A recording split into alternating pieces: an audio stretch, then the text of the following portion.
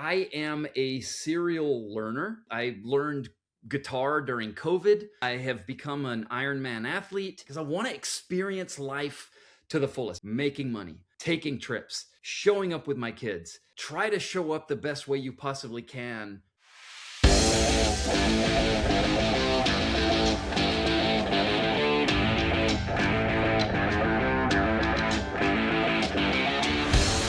All right, ladies and gentlemen, another episode of High Stakes with Steve Rozenberg. As you can tell, I have a little bit of a new ensemble with me, and that's because of shoulder surgeries. So for those of you that think that you can conquer the world when you're younger and you can lift as much weight as you want and do what you want, Father Time has a different story for you. And I have learned that lesson from my early days, and a lot of arthritis and bone chipping off into my bicep tendon has caused me to have surgery. So that is why you see me in this contraption here. I didn't choose it. It chose me, I would say. Anyways, episode today. As you all know, and I say this every time, I do these selfishly. The reason I say I do them selfishly is I don't think we can create the same relationships in this day and age as we could have back 5, 10, 20 years ago, where we'd go to networking events and meet people. I think this is our networking events. And being an airline pilot for the last 30 years, flying for an international airline all over the world, one thing that I have learned and what I cherish the most are the people that I meet along my journey. Whether I'm sitting in a bar in Sydney, Australia, or eating sushi in Tokyo, I have learned that the person sitting right next to you, they have a story. They've got a past, they've got a present, and like every single person on this planet, they have a future that they don't know what is about to happen to them.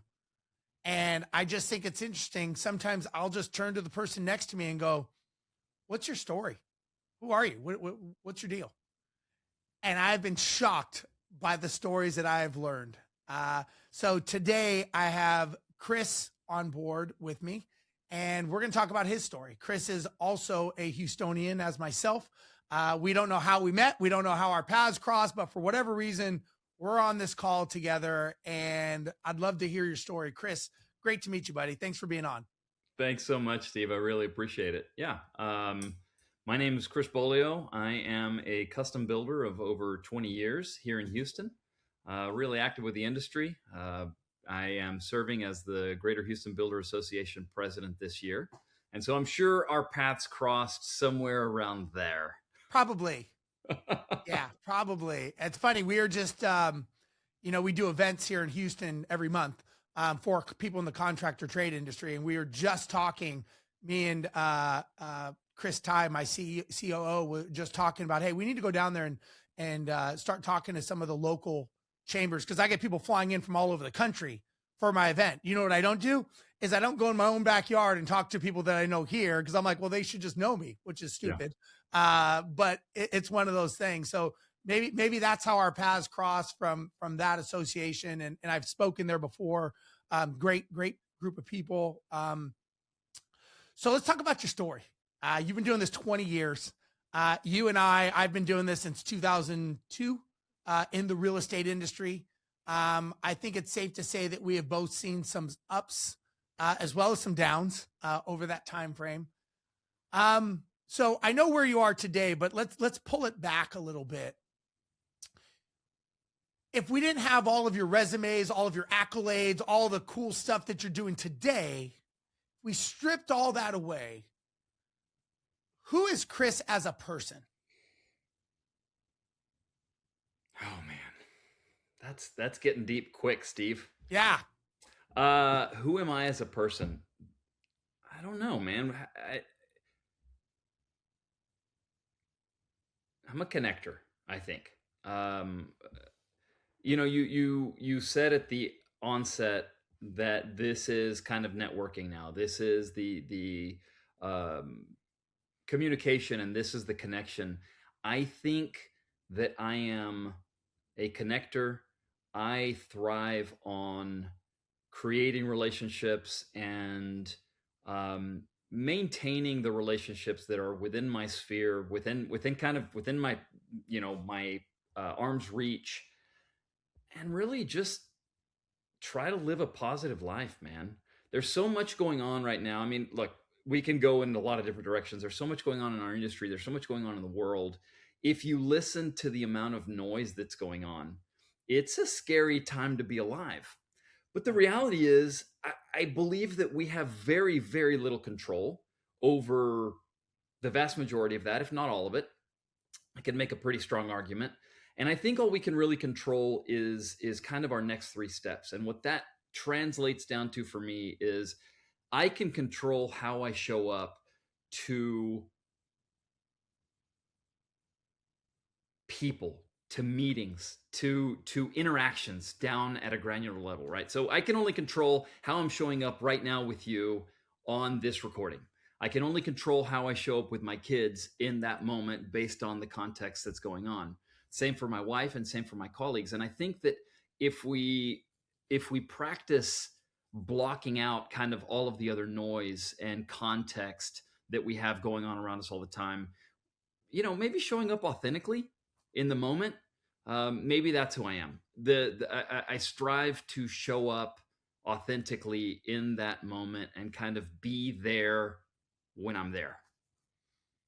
I love that, man. And the reason I say that, Chris, two things came to mind. A couple of weeks ago, I went out to Sedona, and then I was in Flagstaff. And in Flagstaff, they have an observatory called the Lowell Observatory, which is, I believe, don't quote me on this, where they found Pluto.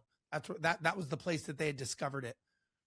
And you do this whole like planetarium thing where they're talking about the stars and the Milky Way and it is amazing how inconsequential we as a Milky Way universe or galaxy or whatever we're called.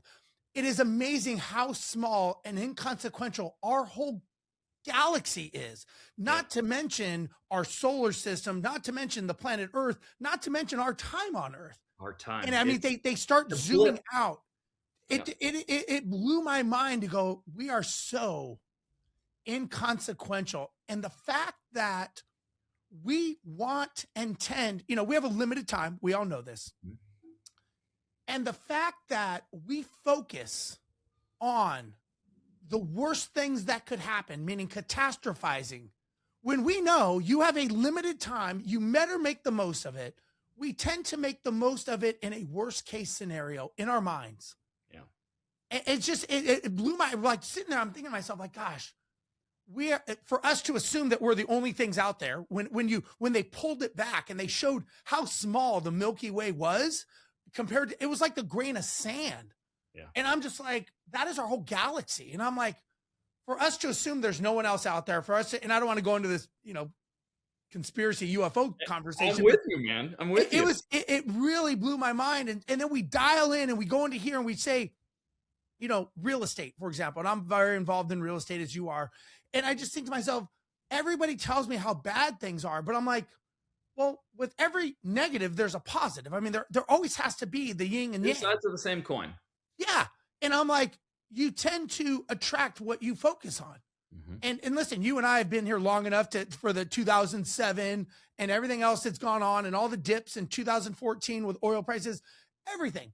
And I think my opinion is our memories, and maybe it's because of social media or what, but our memories get shorter and shorter. And we only seem to remember the good times of real estate, the good times of the economy. And guys like you and I and people that have been doing it long enough are like, it's just part of the cycle. It's never done. Yeah. So let me ask you this. You've had some good times and bad times, I'm sure, as everybody, and probably some arrows in your back like we all have. Tell me about a time that nobody knows about, but it changed everything in your life. And I'm not talking a good time. No, I get it. Talking about a bad time that made a huge pivot for you. So I'll share something. It's hard to say something that nobody knows about me because I'm pretty much an open book with people that know me.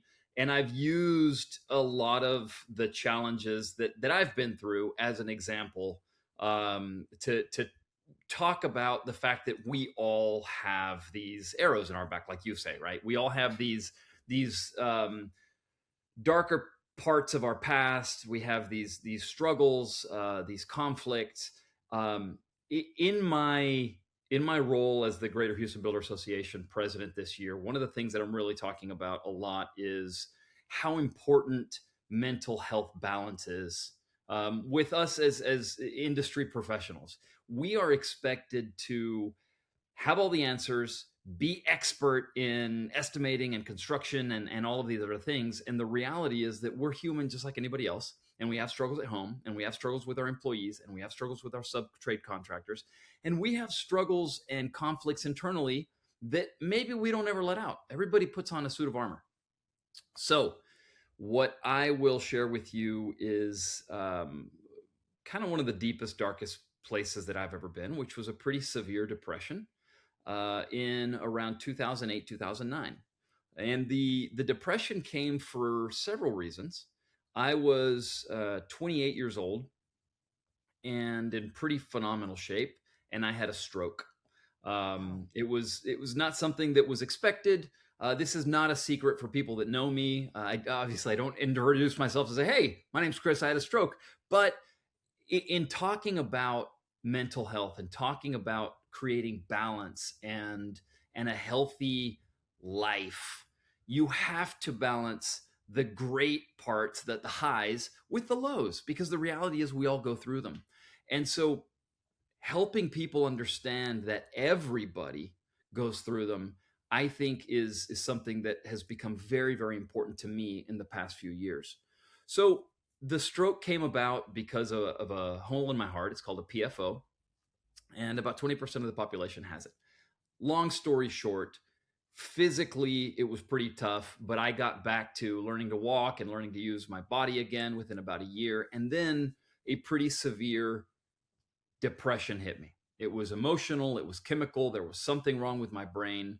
And being in a place where from one moment I was owning my company and growing and growing and growing and on my own and really taking life by the horns, to the next, not being able to work longer than 2 or 3 hours and crying all of the time. And when my wife would ask me what I wanted for dinner, I physically couldn't answer. I was that overloaded. I was that stressed. I was in that dark of a place. And that's a hard place to come back from, Steve. Yeah. That has been, I think, one of the biggest arrows. Certainly, there are a lot. But what that taught me was that life really is short at a very early age. It taught me that nobody is invincible. And it doesn't matter how well things are going, there's going to be a down. There's going to be a down cycle economically. There's going to be a down cycle emotionally. There's going to be a down cycle in our relationships.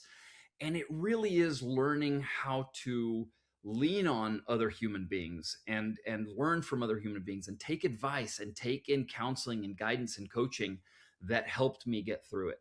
So that's one of the things that I try to bring forward. That's one of the things that has helped me learn to be present and to connect with people and help connection on a much deeper level than just, "Oh, hey, how you doing? How was your weekend?" I mean, that's so surface. And sometimes it's even more hurtful than helpful to ask at that surface, because you're not really asking how that other human being is.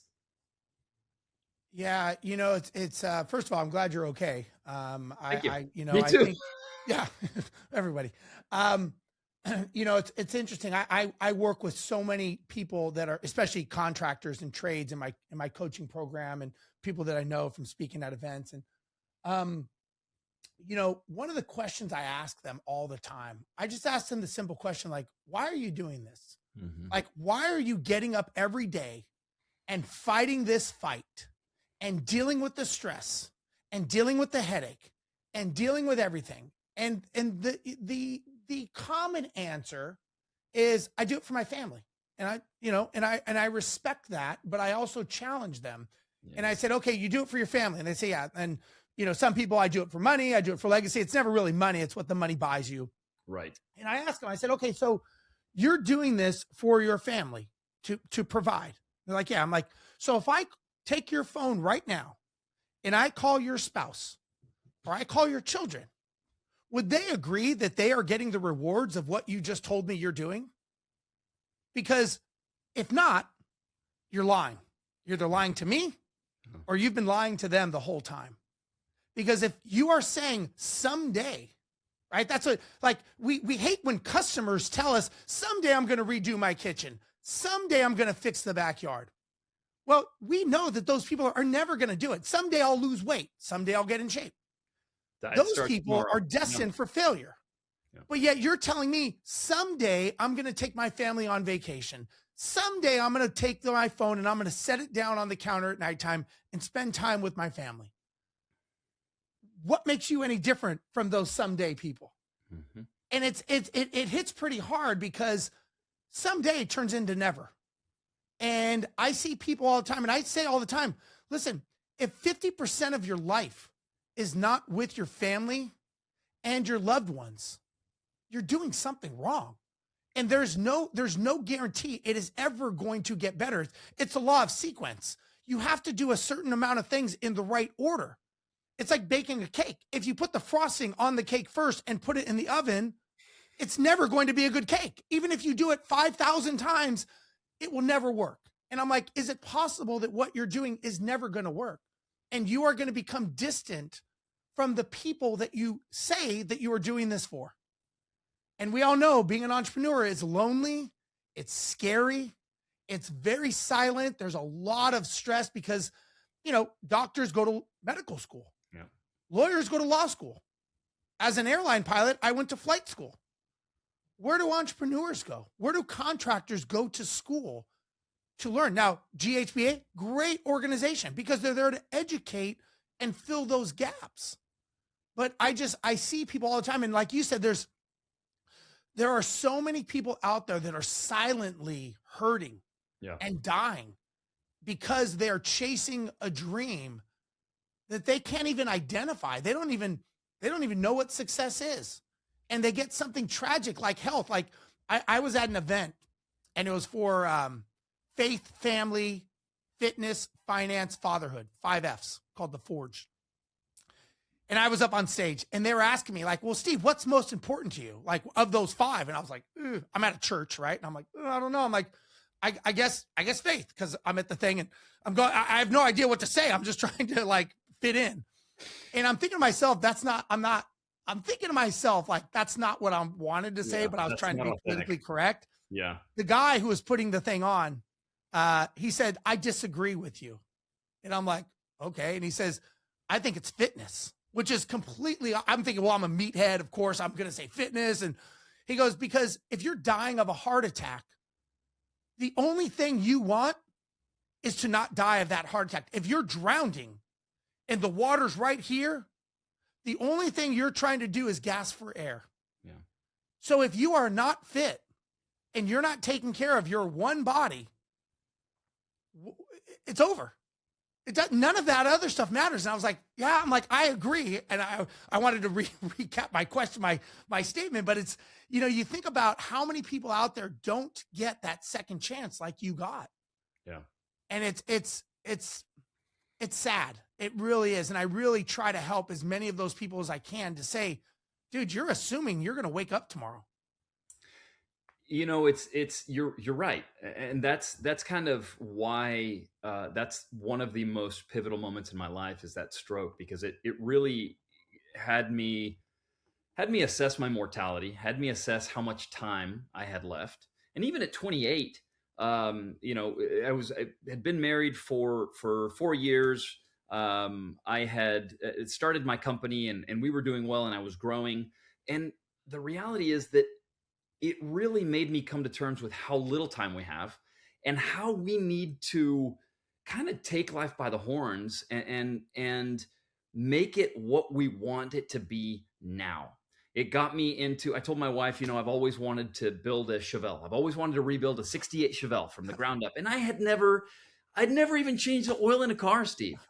But I talked to her about it and I said, this was one of my goals when I retired and I had money. I said, I want to do it now. She said, okay, let's do it. Let me, go ahead, do it.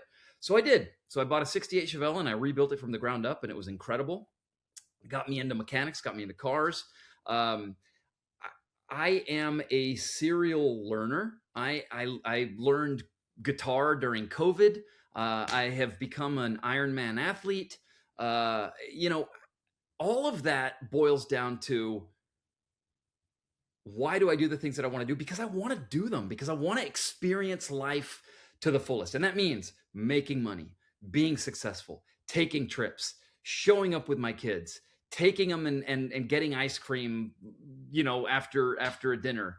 Um, just kind of living life to the fullest, and all of that, Steve, boils down to what I said a minute ago, which is be present when you're there. Enjoy when you're there. Enjoy it in the suck, right? Enjoy it in the middle of a hard workout, or enjoy it when you're in a hard negotiation, or as much as we can, realize that fighting with the person that you love most on this earth, your spouse or your life partner, is part of loving them deeply.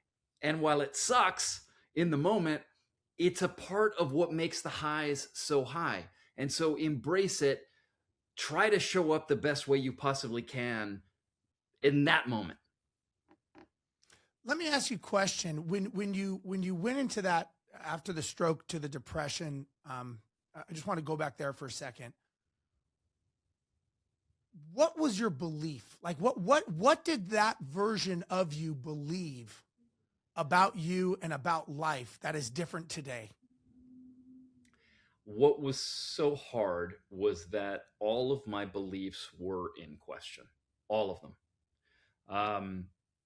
I was living in a body that I didn't know and couldn't trust. I've been active most of my life. I was in the swim team in high school.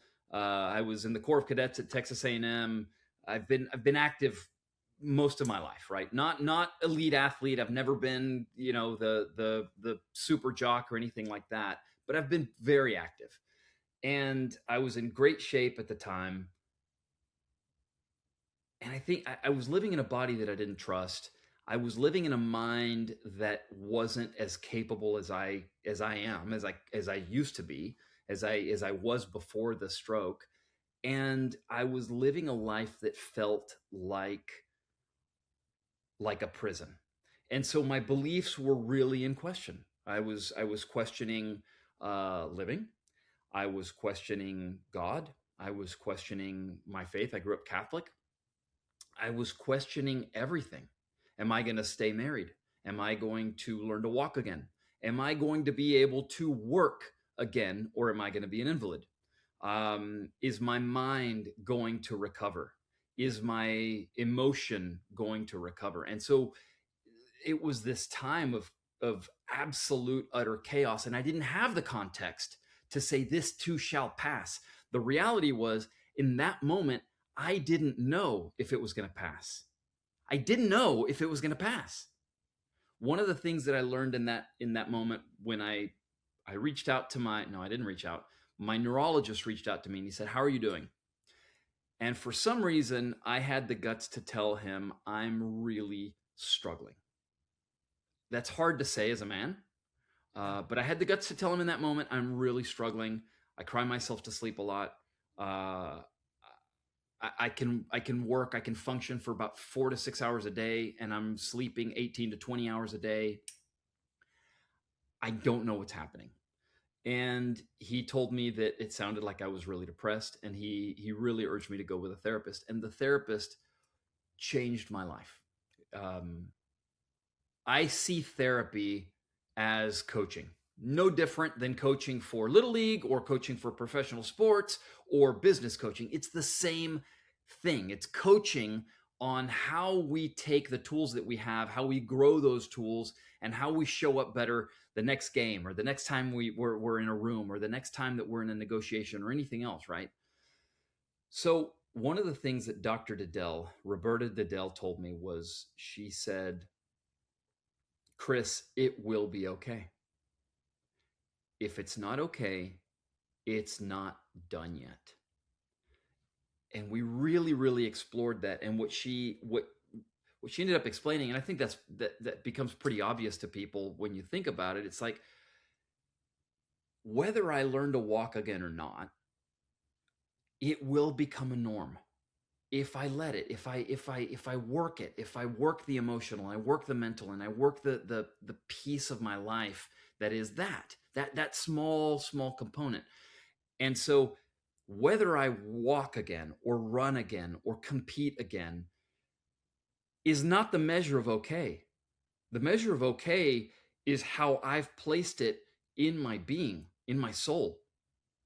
Right? So she said, if it's not okay, you're not done yet. And that shifted something in me. It's flipped a switch that said, I am in control of my life, whatever that is. If it's money, or if it's relationship with my wife, or it's kids, kids are tough, man. I've got two 12-year-olds. They're incredible. And I love them. Sometimes I want to love them to death because they're 12-year-olds, Yeah. but they're awesome. And they're the most important thing that I'll do probably in my life. And it's the most frustrating, incredible, up and down part of my life that I can describe. Yeah, I completely understand. And again, I don't know if, again, you and I don't know how we were connected, but obviously for a reason. And I'm not sure how much the universe, man. The universe, yeah. And I'm not, and obviously I don't think you know much about my story, but I had a 19-year-old son pass away on a motorcycle, just very close to my house up here in Spring. And he was in the trade industry, and he was just on a lunch break and going through an intersection, and a lady made a left, didn't see him, and he passed away on the scene. Oh, Steve, I'm so sorry. Yeah, only child. And I say this to you because those 12-year-olds, my son, he lived a full life. He traveled to 20 countries. He bought a rental property at 14 years old, black belt martial arts. I mean, the kid lived a full life. I just didn't realize it would be compressed to 19 years. Yeah. And since then, we've actually started a scholarship foundation for high school kids that want to get into the trades world, but don't have the money for school. And so my scholarship helps these kids, local kids in Houston, go to trade school, whether it's welding, automotive, mechanic, electrical, whatever it is. And I believe that they are the workforce of tomorrow. And I see these kids in high school. I speak at a lot of high schools about this, and I speak at a lot of organizations about, you're assuming that you're going to have tomorrow with your kids. Mm-hmm. I did too, until I got a knock on the door at 10:30 at night. We all do, man. And it's one of those things that you really think about. Are you living every day, every moment? And are you giving all of your attention? And listen, I get it. We've got to live our lives. We've got to have our businesses, and this is what I tell people. And I speak to, a lot of people in the contracting business, because you're gone a lot. Would you rather be the person that says, I'm glad I did while I could? Or do you want to be the person that says, man, I wish I would have? And I think there's a lot of people out there that are in the entrepreneurial space, especially people that you and I probably know, that probably sit there and go, fuck, if I only would have known. And once that knock happens, it's done. It is done. You don't get to say goodbye. You don't get to, there's nothing. Yeah. And I say that because you almost had that knock for you, that your kids would have gotten that knock, on the other way. Your wife would have gotten the knock, if, and I'm glad, obviously they didn't. But I say all that because we have to ask ourselves, what are the beliefs that we have that are truly stopping us from having the life that we want to have? And I think, and I don't know what your thoughts are, but I believe sometimes we always think of what we need to do more of. I need to do more of this. I need to be more responsible. Sometimes I think, what do we need to do less of? Like, what do we need to let go of? what beliefs do I have to say that is not my true belief pattern? I need to stop doing that. And I don't think people, especially entrepreneurs, we read these books, we watch these videos, we go to events. I got to do this. I got to do this. And your to-do list gets bigger and bigger and bigger. But what I've noticed is when I have met very successful entrepreneurs, what they focus on is what they need to stop doing. It's what they say no to, not what they say yes to. Yeah. So I guess my question to you is, what belief did you have to give up and start letting go of to transfer your life from who you were at your lowest point to who you are today?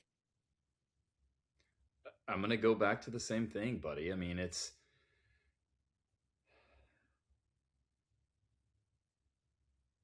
you said it a few minutes ago.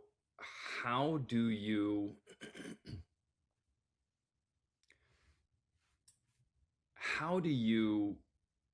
create success, whatever that means to you? Now, what is success? What are you really trying to get when you say, "Oh, I want to be successful"? Well, does that mean more time with your family? Then engineer a life where you're spending more time with your family. For me, I think I spent quite a bit of time with my family. I'm happy with that balance. And I think the trick is holding two things simultaneously. It's holding planning and working for a future state and a future goal, because I think growth and drive and ambition is super important. Just being driven and ambitious today is important, regardless of the outcome, for me, right? So I think that ambition, that drive, gives me energy today, and that's why I embrace it. So it's holding that, it's holding the goals and the planning and the preparing and the working for the growth. The growth in itself is the reward, and also enjoying what that means today, enjoying the meetings, enjoying the struggle, enjoying the conflicts and the opportunities, versus everything just being handed to you. There are days where I wish I could wake up at 9:30 or 10 and not have to work out for an hour and a half or 2 in the morning, and drink my coffee and have the money just piling up, and this idea of the ultra rich being stress-free and carefree it's a misnomer. It doesn't exist. I'm not there yet, but I know it doesn't exist. It's this falsehood that we create. And I think living the life that we want to live, and looking around and appreciating the things that we have, appreciating the people around us and the people that love us, and the opportunities that come in our door every day, I think that's the key, man. That's it. I don't see what else we can do. Yeah. And I think sometimes we have to, it's funny, you talk about stress, and I tell people all the time, like, you assume that when you get more successful, build a bigger business, have more team members, all this, that your stress level is somehow going to magically go down. Yeah. Like, that's like saying when Earth has no gravity, I'm going to be a happy person. It just doesn't exist. It's just not, it's an illusion. And, listen, I've built a business and scaled it and sold it to venture capital. And Monday still came around, and it was still Monday. Nothing really changed in my life besides some money that I never saw that just got transferred to a bank account. But other than that, nothing changed. I still had to take the trash out. I still had to, I still had things. I still had to put gas in my car. Like, it's just this illusion. And I think that people are grasping for something because they want this elusive thing, thinking like, when I just make $1 million, I won't be stressed anymore. Like, well, have you ever made $1 million? No. Then how do you know you're not going to be stressed? If you've never been there, what makes you think that's stressful? It's worse, because now you got to protect that $1 million or whatever it is. Yeah. And it's you're right. It's the same continuum. Yes. 100%. Let me ask you, what today, to the Chris today, what version of success are you chasing now? Like, how would you define success today for Chris? I want to grow old with my wife. Mm. I want to grow old with my wife. I want her to still be my best friend when my kids leave. Um, I want to raise my boys to be productive members of society that are just good people. I that's success. And I want to live financially comfortably. Those are the things that are super important to me. My faith has shifted in my life, and I don't I don't frankly know what exists beyond us, but it's something. And I want to success. I think to me, Steve, is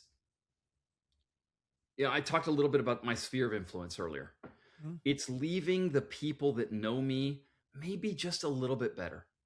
If they interact with me for 30 seconds, somebody on the street that I can smile at, or a waiter or waitress that's working hard and serving me, really as a blessing, um, or if it's somebody that I interact with every single day,